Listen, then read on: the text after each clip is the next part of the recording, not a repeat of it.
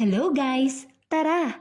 Dahil malapit na ang Easter, ipapakita ko sa inyo kung paano ba gawin ang napakalaking chocolate dito sa France. Kailangan lang nating ihanda ang mga kagamitan. Siyempre, hindi mawawala ang ating hulmahan. Bago natin lagyan ng clip ang ating hulmahan, kailangan muna nating isprayan ng chocolate ang loob nito. Siguraduhin nyo lamang na nawisikan ng chocolate ang buong loob bago natin ito muling pagduksungin at lagyan ng clip ang bawat gilid. Siguraduhin din nating hindi matatanggal ang pagkakadikit ng ating hulmahan. At kapag nasigurado na natin na maayos ang ating pagkakakonekta at paglalagay ng clip, pwede na natin itong buhusan ng chocolates. Ang chocolates na ilalagay natin sa loob nito ay manggagaling sa machine kung saan din ginagawa ang mga ice cream. Ang flavor na napili nating gamitin ay milk chocolate. Ilagay ng mabuti ang mga chocolate sa loob para masiguradong maganda ang ating finished product. Hihintayin lamang natin tumigas ang chocolate bago natin tanggalin ang hulmahan. Siguraduhin lamang na ilalagay natin ito sa isang safe na lugar